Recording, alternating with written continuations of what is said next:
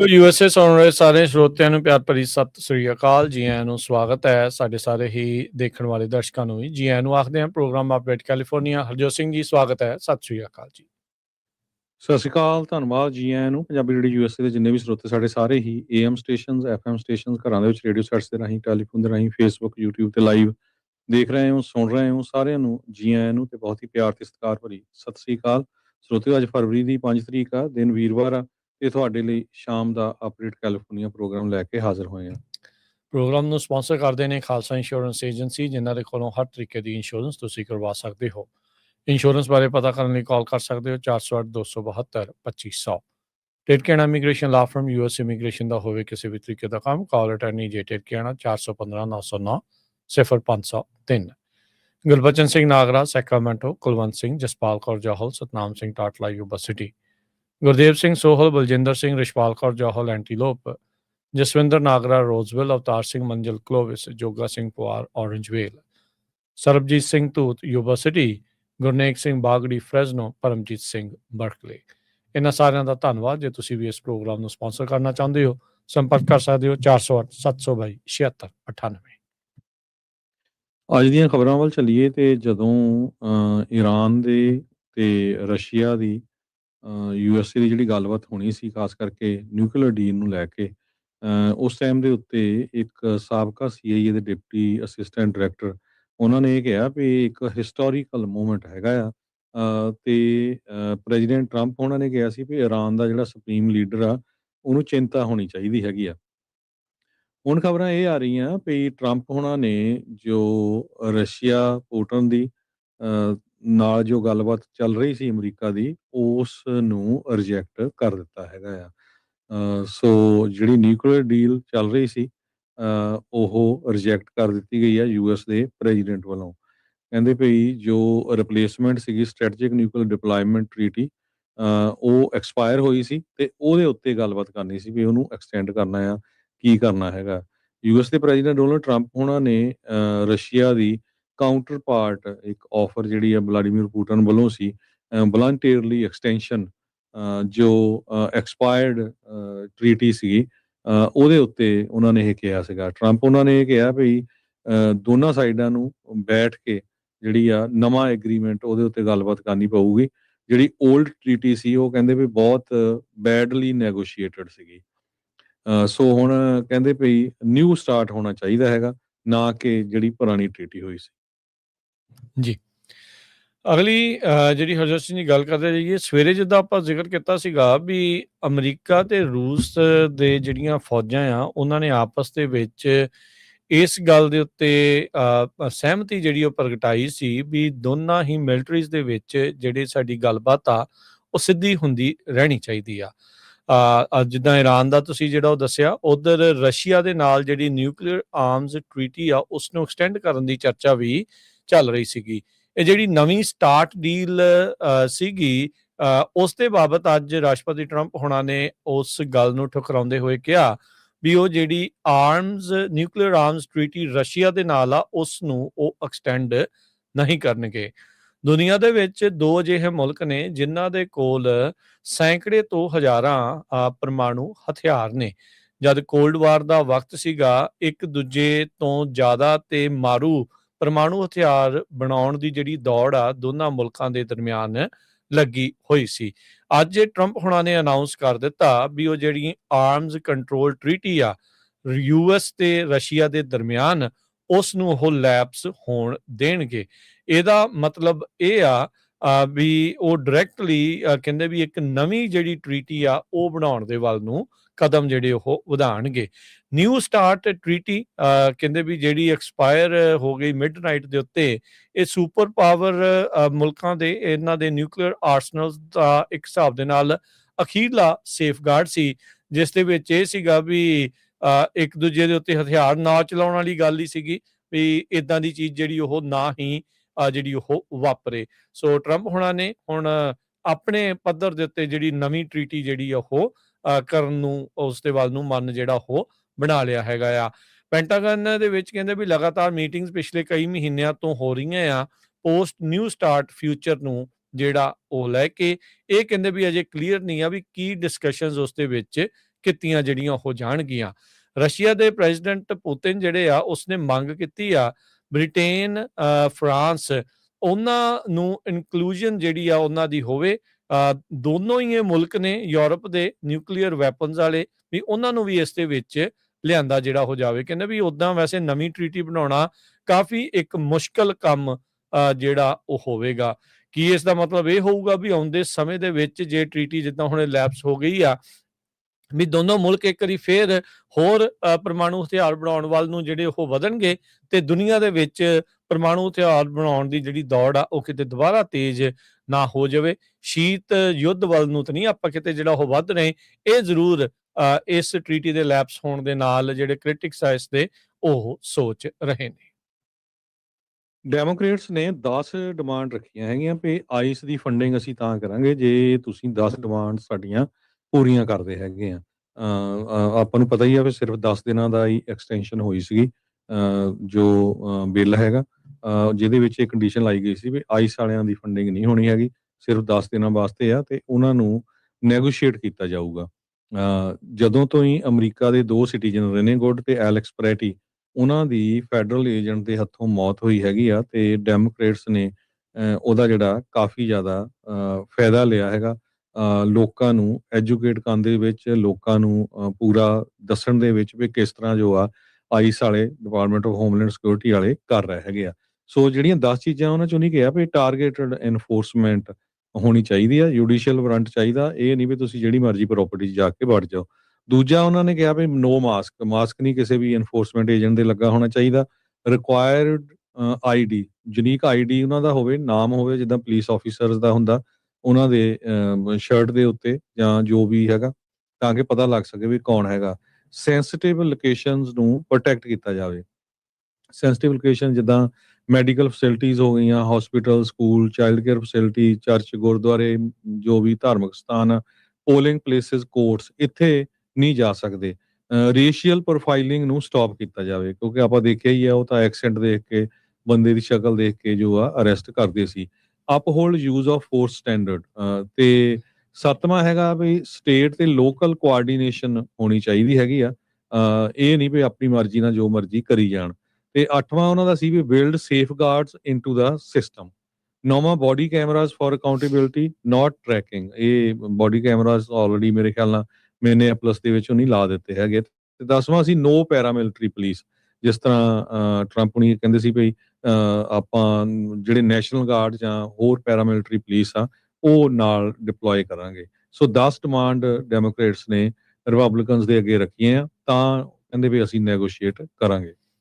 ਸੋ DHS ਦੀ funding ਆਉਂਦੇ ਹਫਤੇ ਦੇ ਅਖੀਰ ਤੱਕ ਸ਼ਾਇਦ ਖਤਮ ਜਿਹੜੀ ਉਹ ਹੋ ਜਾਵੇਗੀ, ਤਾਂ ਉਹ ਉਸੇ ਨੂੰ ਚਾਲੂ ਰੱਖਣ ਦੇ ਲਈ, ਉਹ ਡਿਪਾਰਟਮੈਂਟ ਨੂੰ ਚਾਲੂ ਰੱਖਣ ਦੇ ਲਈ ਕੀਤਾ। ਇਹ ਜਿਹੜੀਆਂ ਮੰਗਾਂ ਇਹਨਾਂ ਨੇ ਰੱਖੀਆਂ, ਦੇਖੋ ਕਿੰਨੀਆਂ ਕੁ ਮੰਨ ਹੁੰਦੀਆਂ, ਕਿੰਨੀਆਂ ਕੁ ਨਹੀਂ, ਜਾਂ ਇਹ ਵਾਲਾ ਮਹਿਕਮਾ ਜਿਹੜਾ ਉਹ ਬੰਦ ਹੋਊਗਾ। ਬਾਕੀਆਂ ਨੂੰ ਤਾਂ ਫਿਸਕਲ ਈਅਰ ਦੇ ਆਰਥਿਕ ਸਾਲ ਦੇ ਅਖੀਰ ਤੱਕ ਚਾਲੂ ਕਰ ਦਿੱਤਾ ਗਿਆ ਆ, ਜਿਸ ਉੱਤੇ ਟਰੰਪ ਹੁਣਾਂ ਨੇ ਆਲਰੇਡੀ ਸਾਈਨ ਕਰ ਦਿੱਤੇ ਸੀ। ਨਵਾਂ ਬਿੱਲ ਆ ਰਿਹਾ ਆ ਕੈਲੀਫੋਰਨੀਆ ਦੇ ਵਿੱਚ, ਜਿਸ ਦੇ ਨਾਲ ਕਹਿੰਦੇ ਵੀ ਕੈਲੀਫੋਰਨੀਆ ਨੂੰ ਫੋਸਿਲ ਫਿਊਲ ਕੰਪਨੀਜ਼ ਨੂੰ ਸੂ ਕਰਨ ਦੀ ਇਜਾਜ਼ਤ ਜਿਹੜੀ ਆ ਉਹ ਮਿਲ ਜਾਊਗੀ। ਉਹ ਹਰੀ ਝੰਡੀ ਹੋਊਗੀ ਰਾਈਜ਼ਿੰਗ ਕਾਸਟ ਦੇ ਚੱਲਦਿਆਂ। ਸਟੇਟ ਸੈਨੇਟਰ ਸਕਾਟ ਵੇਨਰ ਜਿਹੜੇ ਸੈਨ ਫਰਾਂਸਿਸਕੋ ਦੇ ਆ, ਉਹਨਾਂ ਨੇ ਇਹ ਬਿੱਲ ਲਿਆਂਦਾ ਆ। ਇਸ ਦੇ ਨਾਲ ਸੂਬੇ ਨੂੰ ਮੇਜਰ ਆਇਲ ਤੇ ਗੈਸ ਕੰਪਨੀਜ਼ ਜਿਹੜੀਆਂ ਕਲਾਈਮੇਟ ਚੇਂਜ ਦੇ ਨਾਲ ਇਹ ਲਿੰਕ ਮੰਨਦੇ ਨੇ, ਉਹਨਾਂ ਨੂੰ ਸੂ ਕਰਨ ਦਾ ਇੱਕ ਹਰੀ ਝੰਡੀ ਹੋਵੇਗੀ। ਕਹਿੰਦੇ ਵੀ 2025 ਦੀਆਂ ਈਟਨ ਤੇ ਪੈਲੀਸੇਡ ਫਾਇਰਸ ਦੇ ਜਿਹੜੇ ਸਰਵਾਈਵਰਸ ਆ ਉਹਨਾਂ ਦੇ ਲਈ ਜਿਹੜੀ ਮਨੀ ਆ ਰੀਕੂਪ ਇਹਨਾਂ ਲਾਸੂਟਸ ਦੇ ਜ਼ਰੀਏ ਕੀਤੀ ਜਾ ਸਕਦੀ ਹੈਗੀ ਆ। ਸਟੇਟ ਸੈਨੇਟਰ ਨੇ ਕਿਹਾ ਵੀ ਇਹ ਜਿਹੜਾ ਕਲਾਈਮੇਟ ਕ੍ਰਾਈਸਿਸ ਦਾ ਜਿਹੜਾ ਕਾਸਟ ਆ ਉਹ ਹੁਣ ਕੈਲੀਫੋਰਨੀਆ ਦੇ ਲੋਕਾਂ ਦੇ ਮੋਢਿਆਂ ਤੇ ਉਹ ਭਾਰ ਨਹੀਂ ਪਾਉਣਾ, ਬਲਕਿ ਅਸੀਂ ਜਿਹੜੀਆਂ ਫੋਸਿਲ ਫਿਊਲ ਕੰਪਨੀਜ਼ ਆ, ਤੇਲ ਤੇ ਗੈਸ ਵਾਲੀਆਂ ਕੰਪਨੀਆਂ ਆ, ਉਹਨਾਂ ਉੱਤੇ ਪਾਇਆ ਜਿਹੜਾ ਉਹ ਜਾ ਸਕਦਾ ਆ, ਜਿਨ੍ਹਾਂ ਨੇ ਇੱਕ ਅਨਬਲੀਵੇਬਲ ਅਨਸਸਟੇਨੇਬਲ ਪਲੇਸ ਦੇ ਨਾਲ ਜਿਹੜਾ ਇੱਥੇ ਕੰਮ ਵਧਾਇਆ ਆ। Affordable insurance recovery act senate bill 982 ਉਹਨਾਂ ਨੇ ਹੁਣ ਪੇਸ਼ ਕੀਤਾ ਆ, ਜਿਸ ਦੇ ਨਾਲ ਸੂਬੇ ਦਾ ਜਿਹੜਾ ਅਟਰਨੀ ਜਨਰਲ ਆ ਉਸ ਨੂੰ ਫੋਸਿਲ ਫਿਊਲ ਕੰਪਨੀਜ਼ ਨੂੰ ਸੂ ਕਰਨ ਦਾ ਜਿਹੜਾ ਆ ਉਹ ਮੌਕਾ ਮਿਲ ਜਾਵੇਗਾ।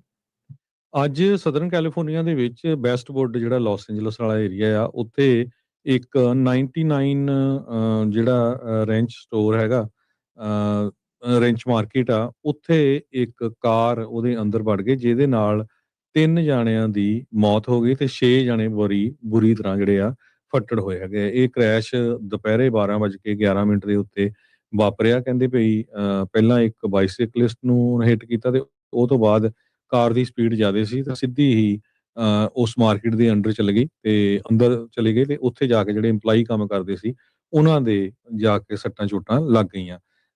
ਮਰਨ ਵਾਲਿਆਂ ਦੇ ਵਿੱਚ ਇੱਕ 42 ਸਾਲਾਂ ਦੀ ਓਲਡ ਬੀਬੀ, 55 ਸਾਲਾਂ ਦਾ ਓਲਡ ਬਜ਼ੁਰਗ ਤੇ 30 ਸਾਲਾਂ ਦਾ ਓਲਡ ਮੈਨ ਸੀਗਾ।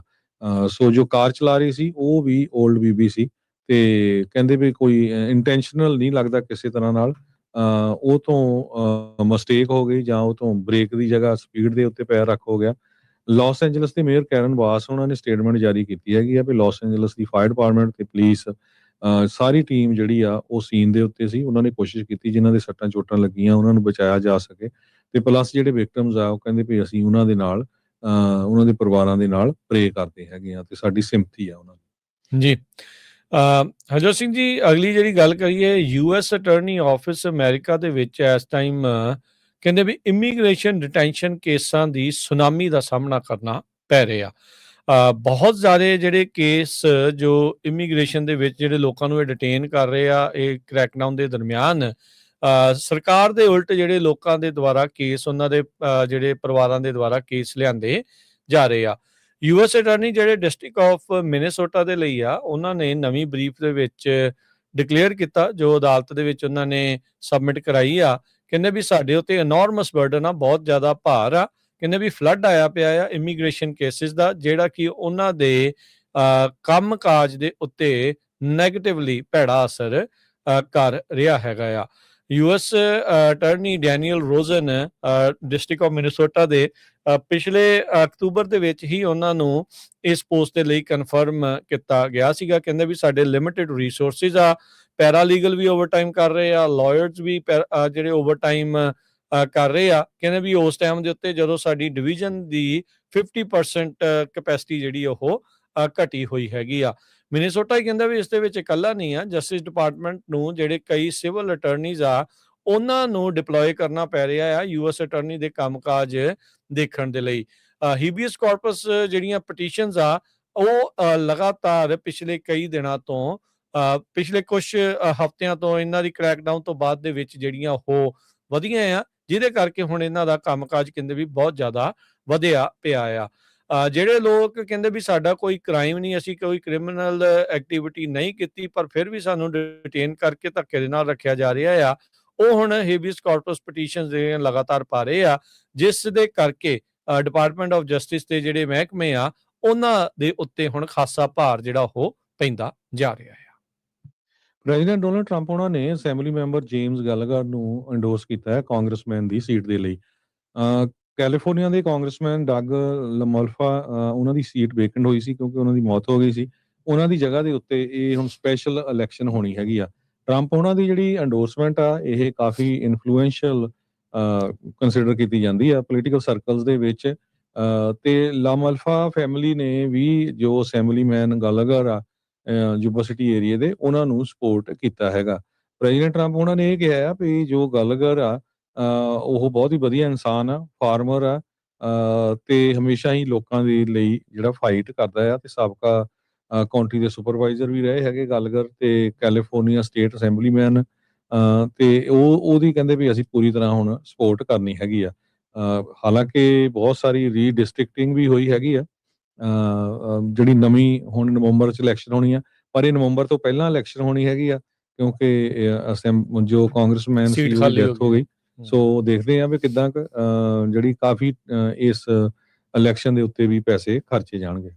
ਜੀ ਬਿਲਕੁਲ। ਉਹਦਾ ਤੁਸੀਂ ਕੱਲ ਵੀ ਸ਼ੇਅਰ ਕੀਤਾ ਸੀ, ਮੁਲਕ ਦੇ ਸੁਪਰੀਮ ਕੋਰਟ ਨੇ ਕੈਲੀਫੋਰਨੀਆ ਨੂੰ ਆਪਣੇ ਜਿਹੜੇ ਨਵੇਂ ਮੈਪਸ ਆ ਉਹ ਵਰਤਣ ਦੀ ਆਗਿਆ ਜਿਹੜੀ ਉਹ ਦੇ ਦਿੱਤੀ ਆ, ਸੇਮ ਉਸੇ ਤਰਜ਼ ਦੇ ਉੱਤੇ ਜਿੱਦਾਂ ਉਹਨਾਂ ਨੇ ਟੈਕਸਸ ਵਾਲਿਆਂ ਨੂੰ ਦੇ ਦਿੱਤੀ ਸੀ ਆਗਿਆ। ਅਗਲੀ ਜਿਹੜੀ ਹਰਜੋਤ ਸਿੰਘ ਜੀ ਖਬਰ ਆ ਉਸ ਉੱਤੇ ਨਜ਼ਰ ਜਿਹੜੀ ਉਹ ਆਪਾਂ ਮਾਰਦੇ ਜਾਂਦੇ ਆ। ਤਾਂ ਕਹਿੰਦੇ ਵੀ ਹਾਊਸ ਦੇ ਡੈਮੋਕ੍ਰੇਟ ਉਹ ਮੰਗ ਕਰ ਰਹੇ ਆ ਵੀ ਜਿਹੜਾ ਸੈਨੇਟ ਦਾ ਮਿਨੋਰਟੀ ਲੀਡਰ ਆ ਚੱਕ ਸ਼ੂਮਰ, ਇਹਨੂੰ ਬਾਹਰ ਚਲੇ ਜਾਣਾ ਚਾਹੀਦਾ, ਇਹਨੂੰ ਬਾਹਰ ਦਾ ਰਸਤਾ ਜਿਹੜਾ ਉਹ ਦਿਖਾ ਦੇਣਾ ਚਾਹੀਦਾ। ਕਹਿੰਦੇ ਵੀ ਜਿਹੜੇ ਡੈਮੋਕ੍ਰੇਟਸ ਆ ਇਸ ਤੋਂ ਖਾਸੇ ਜਿਹੜੇ ਉਹ ਨਿਰਾਸ਼ ਨਜ਼ਰ ਜਿਹੜੇ ਉਹ ਆ ਰਹੇ ਨੇ, ਤੇ ਕਹਿੰਦੇ ਵੀ he can meet the movement, ਵੀ ਜੋ ਇਸ ਟਾਈਮ ਇੱਕ ਲੀਡਰ ਤੋਂ ਸਾਨੂੰ ਦਰਕਾਰ ਆ ਉਹ ਇਹ ਕਰਨ ਦੇ ਵਿੱਚ ਸ਼ੂਮਰ ਜਿਹੜਾ ਉਹ ਨਾਕਾਮਯਾਬ ਹੋ ਰਿਹਾ ਹੈ। ਰਿਪਰੈਜ਼ੈਂਟੇਟਿਵ ਡੇਲੀਆ ਰੈਮੀਰਜ਼ ਇਲੀਨੋਇਸ ਤੋਂ ਆ, ਉਹਨੇ ਕਿਹਾ ਵੀ ਮੈਂ ਬਾਰ-ਬਾਰ ਇਹ ਗੱਲ ਕਹਿ ਰਹੀ ਹਾਂ ਵੀ Schumer needs to get the hell out over and over until he does, ਵੀ ਜਿੰਨੀ ਦੇਰ ਤੱਕ ਉਹ ਚਲਿਆ ਇੱਥੋਂ ਨਹੀਂ ਜਾਂਦਾ ਹੈਗਾ। ਇੱਕ ਹੋਰ ਹਾਊਸ ਡੈਮੋਕ੍ਰੇਟ, ਉਹਨੇ ਨਾਂ ਤਾਂ ਜਿਹੜਾ ਉਹ ਨਹੀਂ ਦੱਸਿਆ, ਕਹਿੰਦੇ ਵੀ ਪ੍ਰਾਈਵੇਟ ਕਨਵਰਸੇਸ਼ਨ ਲਾਅ ਮੇਕਰਸ ਦੇ ਦਰਮਿਆਨ ਜਿਹੜੀਆਂ ਉਹ ਚੱਲ ਰਹੀਆਂ ਆ, ਕਹਿੰਦੇ ਵੀ ਲੀਡਰਸ਼ਿਪ ਦੇ ਵਿੱਚ ਉਹਨਾਂ ਨੂੰ ਇਸ ਟਾਈਮ ਬਿਲਕੁਲ ਵੀ ਟਰਸਟ ਨਜ਼ਰ ਨਹੀਂ ਆ ਰਿਹਾ, ਕਿਉਂਕਿ ਇਹ ਹਾਰਡ ਬਾਰਗੇਨ ਸਟ੍ਰਾਈਕ ਕਰਨ ਦੇ ਵਿੱਚ, ਇਹ ਆਪਣੀਆਂ ਜਿਹੜੀਆਂ ਮੰਗਾਂ ਮਨਵਾਉਣ ਦੇ ਵਿੱਚ ਨਾਕਾਮਯਾਬ ਰਹਿ ਰਹੇ ਹੈਗੇ ਆ। ਖਾਸ ਕਰਕੇ ਇਹਨਾਂ ਡੈਮੋਕ੍ਰੇਟਸ ਦੇ ਵਿੱਚੋਂ ਜਿਹੜਾ ਪ੍ਰੋਗਰੈਸਿਵ ਲਾਣਾ ਆ ਉਹ ਇਹਨਾਂ ਐਸਟੈਬਲਿਸ਼ਮੈਂਟ ਦੇ ਜਿਹੜੇ ਲੀਡਰਸ ਆ ਉਹਨਾਂ ਦੇ ਉਲਟ ਜਿਹੜਾ ਉਹ ਚੱਲ ਰਿਹਾ ਹੈਗਾ ਆ। ਸੋ ਸ਼ੂਮਰ ਹੋਣਾ ਨੇ ਹੀ ਉੱਥੋਂ ਜਿਹੜੇ ਬਿੱਲਾਂ ਦੇ ਵਿੱਚ ਅਪਰੂਵਲ ਦੇ ਕੇ ਸਾਥ ਜਿਹੜਾ ਉਹ ਦੇ ਕੇ ਬਾਕੀ ਜਿਹੜੇ ਗਵਰਨਮੈਂਟ ਸ਼ਟਡਾਊਨ ਨਾ ਹੋਵੇ ਉਹ ਪਾਸ ਜਿਹੜੇ ਉਹ ਕਰਵਾਏ ਸੀ, ਤੇ DHS ਦੀ 10 ਦਿਨ ਦੀ ਜਿਹੜੀ ਫੰਡਿੰਗ ਉਸ ਦੇ ਵਿੱਚ ਰੱਖੀ ਜਿਹੜੀ ਹੋ ਗਈ ਸੀ। ਹੁਣ ਹਾਊਸ ਦਾ ਜਿਹੜਾ ਮਿਨੋਰਟੀ ਲੀਡਰ ਆ ਹਕੀਮ ਜੈਫਰੀਜ਼, ਉਹ ਕਹਿ ਤੇ ਰਿਹਾ ਆ, ਕਹਿੰਦੇ ਵੀ ਇਹਨਾਂ ਰਿਫਾਰਮਸ ਤੋਂ ਘੱਟ ਅਸੀਂ ਕੁਝ ਵੀ ਜਿਹੜਾ ਉਹ ਨਹੀਂ ਮੰਨਾਂਗੇ, ਜਿੱਦਾਂ ਤੁਸੀਂ 10 ਜਿਹੜੀਆਂ ਟਰਮਸ ਇਹਨਾਂ ਦੀਆਂ ਦੱਸੀਆਂ ਆ। ਸੋ ਦੇਖਦੇ ਆ ਵੀ ਅੱਗੇ ਇਹਨਾਂ ਦਾ ਕੀ ਬਣਦਾ ਆ, ਪਰ ਡੈਮੋਕ੍ਰੇਟਾਂ ਦੇ ਅੰਦਰ ਖਾਤੇ ਹੀ ਮਾਹੌਲ ਜਿਹੜਾ ਬਣ ਰਿਹਾ ਵੀ ਮੌਜੂਦਾ ਲੀਡਰਸ ਆ ਉਹਨਾਂ ਨੂੰ ਬਾਹਰ ਦਾ ਰਸਤਾ ਜਿਹੜਾ ਉਹ ਦਿਖਾਇਆ ਜਾਵੇ। ਵਾਈਮੋ ਕੰਪਨੀ ਜਿਹੜੀ ਸੈਲਫ ਡਰਾਈਵਿੰਗ ਟੈਕਸੀ ਆ, ਉਹ ਹੁਣ ਸੈਕਰਾਮੈਂਟੋ 'ਚ ਵੀ ਪਹੁੰਚ ਗਈ ਹੈਗੀ ਆ। ਸਿਟੀ ਆਫ ਟਰੀਜ਼ ਜਿਹਨੂੰ ਸੈਕਰਾਮੈਂਟੋ ਨੂੰ ਕਿਹਾ ਜਾਂਦਾ ਆ, ਸੋ ਆਟੋਨੋਮਸ ਟੈਕਸੀ, ਡਰਾਈਵਰਲੈਸ ਟੈਕਸੀ ਆਪਾਂ ਕਹਿ ਸਕਦੇ ਹਾਂ, ਉਹ ਹੁਣ ਸੈਕਰਾਮੈਂਟੋ 'ਚ ਆਉਣ ਵਾਲੇ ਮਹੀਨਿਆਂ 'ਚ ਸ਼ੁਰੂ ਹੋਣ ਜਾ ਰਹੀ ਆ। ਪਹਿਲਾਂ ਉਹਦੇ ਵਿੱਚ ਜ਼ਰੂਰ ਕੋਈ ਨਾ ਕੋਈ ਡਰਾਈਵਰ ਹੋਊਗਾ, ਪਰ ਥੋੜ੍ਹੇ ਸਮੇਂ ਬਾਅਦ ਜੋ ਆ ਉਹ ਡਰਾਈਵਰਲੈਸ ਚੱਲੇਗੀ। ਜੋ ਵਾਈਮੋ ਕੰਪਨੀ ਆ, ਇਹ ਸੈਨ ਫਰਾਂਸਿਸਕੋ ਦੇ ਵਿੱਚ ਇਹਨਾਂ ਨੇ ਬਹੁਤ ਜ਼ਿਆਦਾ ਜਿਹੜੀ ਟਰਾਇਲ ਕੀਤਾ ਹੈਗਾ ਆ। ਇਸ ਤੋਂ ਬਿਨਾਂ Los Angeles County, Atlanta, Austin, Texas ਦੇ ਵਿੱਚ, ਮਿਆਮੀ ਤੇ ਫੀਨਿਕਸ ਦੇ ਵਿੱਚ। ਸੋ ਸੈਕਰਾਮੈਂਟੋ ਤੋਂ ਬਾਅਦ ਹੋਰ ਦਰਜਨਾਂ ਦੇ ਹਿਸਾਬ ਨਾਲ ਜਿਹੜੇ ਸ਼ਹਿਰ ਆ ਉੱਥੇ ਐਕਸਪੈਂਡ ਹੋਣ ਜਾ ਰਹੀ ਆ, ਜਿਸ ਤਰ੍ਹਾਂ ਬੋਸਟਨ, ਨੈਸ਼ਵਿਲ, ਲਾਸ ਵੈਗਸ, ਇਹਨਾਂ ਸਾਰੇ ਏਰੀਏ ਦੇ ਵਿੱਚ। ਜੀ, ਵੇਮੋ ਦੀ ਅੱਜ ਜਿਹੜਾ ਹਰਜੋਤ ਸਿੰਘ ਜੀ ਕਾਫੀ ਗ੍ਰਿਲਿੰਗ ਹੋਈ ਸੀ ਕੈਪੀਟਲ ਹਿੱਲ ਦੇ ਉੱਤੇ। ਲਾ ਮੇਕਰਸ ਨੇ ਕਈ ਜਿਹੜੇ ਉਹਨਾਂ ਨੂੰ ਸਵਾਲ ਕੀਤੇ ਸੀ, ਜਿਸ ਦੇ ਵਿੱਚ ਉਹਨਾਂ ਦੇ ਜਿਹੜੇ ਐਗਜ਼ੈਕਟਿਵ ਆ ਉਹਨਾਂ ਨੇ ਦੱਸਿਆ ਵੀ ਉਹ ਰਿਮੋਟ ਵਰਕਰਸ ਜਿਹੜੇ ਫਿਲੀਪੀਨਸ 'ਚ ਆ ਉਹ ਆਟੋਨੋਮਸ ਵਹੀਕਲ ਚਲਾਉਣ ਦੇ ਲਈ ਵਰਤ ਰਹੇ ਨੇ ਫਿਲੀਪੀਨਸ ਦੇ ਵਿੱਚ। ਸੋ ਉਹਨਾਂ ਨੂੰ ਅਮਰੀਕਨ ਰੋਡ ਲਾਜ਼ ਦਾ ਕਿੰਨਾ ਕੁ ਪਤਾ ਹੈ, ਕਿੰਨਾ ਕੁ ਨਹੀਂ ਪਤਾ ਆ, ਇਹ ਕਾਫੀ ਜ਼ਿਆਦਾ ਜਿਹੜਾ ਅੱਜ ਰੌਲਾ ਰੱਪਾ ਪਿਆ। ਸੈਨੇਟ ਜਿਹੜੀ ਕਮੇਟੀ ਕਾਮਰਸ, ਸਾਇੰਸ ਤੇ ਟਰਾਂਸਪੋਰਟੇਸ਼ਨ ਦੀ ਆ, ਉਹਨਾਂ ਦੇ ਨਾਲ ਇਹ ਜਿਹੜੀ ਇਨਫੋਰਮੇਸ਼ਨ ਆ ਵੇਮੋ ਦੇ ਜਿਹੜੇ ਐਗਜ਼ੈਕਟਿਵ ਆ ਉਹਨਾਂ ਨੇ ਸ਼ੇਅਰ ਕੀਤੀ ਜਿਹੜੀ ਉਹ ਸੀਗੀ। ਸੋ ਇਹ ਇੱਥੋਂ ਜਿਹੜਾ ਹਰਜੋਤ ਸਿੰਘ ਜੀ ਇਹ ਪਤਾ ਲੱਗ ਰਿਹਾ ਹੈਗਾ ਆ। ਸੋ ਕਹਿੰਦਾ ਵੀ ਥੋੜੇ ਦਿਨ ਪਹਿਲਾਂ ਦੀ ਉਹੀ ਗੱਲ ਆ ਵੀ ਇੱਕ ਬੱਚਾ ਜਿਹੜਾ ਕਿ ਇੱਕ ਵੇਮੋ ਦੀ ਗੱਡੀ ਦੇ ਨਾਲ ਉਸ ਨੂੰ ਹਿੱਟ ਕੀਤਾ ਸੀਗਾ ਸੈਂਟਾ ਮੋਨਿਕਾ ਕੈਲੀਫੋਰਨੀਆ ਦੇ ਵਿੱਚ, ਜਦੋਂ ਸਕੂਲ ਨੂੰ ਜਾ ਰਿਹਾ ਸੀਗਾ ਉਹ ਬੱਚਾ। ਸੋ ਇਹ ਕਹਿੰਦੇ ਵੀ ਹੁਣ ਇੱਕ ਨਵਾਂ ਵਿਵਾਦ ਇਸ ਦੇ ਵਿੱਚ ਛਿੜ ਗਿਆ ਆ ਵੀ ਜਿਹੜਾ ਵੇਮੋ ਆ ਉਹ ਰਿਮੋਟ ਆਪਰੇਟਰਸ ਦੇ ਉੱਤੇ ਜਿਹੜੇ ਕਿ ਆਊਟਸਾਈਡ US ਦੇ ਵਿੱਚ ਆ ਉਹਦੇ ਤੇ ਬਹੁਤ ਜ਼ਿਆਦਾ ਡਿਪੈਂਡੈਂਟ ਨੇ, ਤੇ ਜਿਹੜੇ ਸੈਨੇਟਰਸ ਆ ਉਹ ਕਹਿ ਰਹੇ ਆ ਵੀ ਇਹ ਕੰਪਲੀਟਲੀ ਅਨਅਸੈਪਟੇਬਲ ਹੈਗਾ ਆ। ਸੋ ਇਹ ਪਾਲਿਸੀ ਹੀਅਰਿੰਗ ਚੱਲ ਰਹੀ ਸੀ ਸੈਲਫ ਡਰਾਈਵਿੰਗ ਕਾਰਸ ਨੂੰ ਜਿਹੜਾ ਉਹ ਲੈ ਕੇ, ਤੇ ਵੇਮੋ ਦੀ ਦਾ ਇਹ ਪਰਦਾਫਾਸ਼ ਇਸ ਦੇ ਵਿੱਚ ਹੋਇਆ ਆ। ਤੇ ਇਹਨਾਂ ਦੇ ਉੱਤੇ ਦੋਸ਼ ਇਹ ਵੀ ਨਾਲ ਲਾ ਰਹੇ ਆ ਵੀ ਇਕੱਲਾ ਓਵਰਸੀਜ਼ ਵਰਕਰਸ ਦੀ ਕਹਿੰਦੇ ਵੀ ਉਹ ਵਰਤੋਂ ਨਹੀਂ ਕਰ ਰਹੇ, ਚਾਈਨੀਜ਼ ਮੇਡ ਵਹੀਕਲਸ ਦੀ ਕਹਿੰਦੇ ਵੀ ਬਹੁਤ ਜ਼ਿਆਦਾ ਜਿਹੜੀ ਇਸ ਦੇ ਵਿੱਚ ਵਰਤੋਂ ਉਹਨਾਂ ਦੁਆਰਾ ਕੀਤੀ ਜਾ ਰਹੀ ਆ। ਸਾਡਾ ਸਮਾਂ ਵੀ ਸਮਾਪਤੀ ਵੱਲ ਆ, ਤੇ ਜਾਂਦੇ ਗੱਲ ਕਰਦੇ ਜਾਈਏ। ਬਹੁਤ ਸਾਰੀ ਲੇ ਆਫ ਹਰ ਪਾਸੇ ਚੱਲ ਰਹੀ ਆ। ਅੱਜ ਬੇ ਏਰੀਏ ਦੀ ਕੰਪਨੀ ਵੈਸਟਰਨ ਡਿਜੀਟਲ ਜੋ ਆ, ਉਹਨਾਂ ਨੇ ਵੀ ਕਾਫੀ ਲੋਕਾਂ ਨੂੰ ਲੇ ਆਫ ਕੀਤਾ ਆ। ਸੈਨੋਜ਼ੇ ਬੇਸਡ ਵੈਸਟਰਨ ਡਿਜੀਟਲ ਕੰਪਨੀ ਨੇ ਇਹ ਕਿਹਾ ਆ ਵੀ ਨੰਬਰ ਆਫ ਲੇ ਆਫਸ ਕੀਤੇ ਹੈਗੇ ਆ। ਮੋਸਟਲੀ ਇਹ ਇੰਜੀਨੀਅਰਿੰਗ ਪੋਜੀਸ਼ਨਸ ਹਿੱਟ ਹੋਈਆਂ ਹੈਗੀਆਂ। ਡਾਟਾ ਸਟੋਰੇਜ ਕੰਪਨੀ ਆ, ਤੇ ਇਹਨਾਂ ਨੇ ਪਹਿਲਾਂ ਵੀ ਕਾਫੀ ਜ਼ਿਆਦਾ ਜਿਹੜੀ ਰਿਡਕਸ਼ਨ ਆ ਆਪਣੀ ਵਰਕਫੋਰਸ ਦੇ ਵਿੱਚ ਕੀਤੀ ਸੀ। ਜੀ, ਸੋ ਮਾਰਕੀਟਸ ਦਾ ਜਿਹੜਾ ਹਰਜੋਤ ਸਿੰਘ ਜੀ ਹਾਲ ਦੱਸਦੇ ਜਾਈਏ, ਅੱਜ ਡਾਓ ਜੋਨ 500 ਤੇ 93 ਪੁਆਇੰਟ ਘਟ ਕੇ 48,909 ਤੇ ਬੰਦ ਹੋਇਆ। S&P 84 ਪੁਆਇੰਟ ਘਟ ਕੇ 6798, ਨੈਸਡੈਕ 300 ਤੇ 64 ਪੁਆਇੰਟ ਘਟ ਕੇ 22,541 ਤੇ ਬੰਦ ਹੋਇਆ। ਸੋਨੇ ਦਾ ਭਾਅ 4700 ਤੇ 78 ਡਾਲਰ ਪ੍ਰਤੀ ਆਉਂਸ, ਕੱਚੇ ਤੇਲ ਦੀ ਕੀਮਤ 63 ਡਾਲਰ ਪ੍ਰਤੀ barrel, 10 year yield 4.19%। Crypto currency 'ਚ ਬਿਟਕੋਇਨ ਕਾਫੀ ਜ਼ਿਆਦਾ ਹੁਣ ਥੱਲੇ ਆ ਗਿਆ, ਇਸ ਮੌਕੇ 65,500 ਤੇ 56 ਦੇ ਉੱਤੇ, ਤੇ ਇਥੀਰੀਅਮ 1939 US ਡਾਲਰ ਦੇ ਬਰਾਬਰ ਚੱਲ ਰਿਹਾ ਹੈ। ਇੱਕ US ਡਾਲਰ ਦੇ ਬਰਾਬਰ ਕੈਨੇਡਾ ਦੇ 1 ਡਾਲਰ ਤੇ 37 ਸੈਂਟ ਰਹੇ ਆ, ਪਾਕਿਸਤਾਨ ਦੇ 279 ਰੁਪਏ ਤੇ 70 ਪੈਸੇ, ਇੰਡੀਆ ਦੇ 90 ਰੁਪਏ ਤੇ 32 ਪੈਸੇ। ਇੱਥੇ ਪ੍ਰੋਗਰਾਮ ਦੀ ਸਮਾਪਤੀ ਮੇਰੇ ਰਾਜਕਨਵੀਰ ਸਿੰਘ ਵੱਲੋਂ ਤੇ ਹਰਜੋਤ ਸਿੰਘ ਵੱਲੋਂ ਆਪ ਸਭ ਨੂੰ ਪਿਆਰ ਸਤਿਕਾਰ ਸਹਿਤ ਨਿੱਘੀ ਜਿਹੀ ਸਤਿ ਸ੍ਰੀ ਅਕਾਲ। ਸਤਿ ਸ੍ਰੀ ਅਕਾਲ। ਜਿਹਨੇ ਵਾਸਤੇ ਰਹੋ, ਹੱਸਦੇ ਖੇਲਦੇ ਰਹੋ, ਸੁਣਦੇ ਰਹੋ, ਦੇਖਦੇ ਰਹੋ ਪੰਜਾਬੀ ਰੇਡੀਓ USA।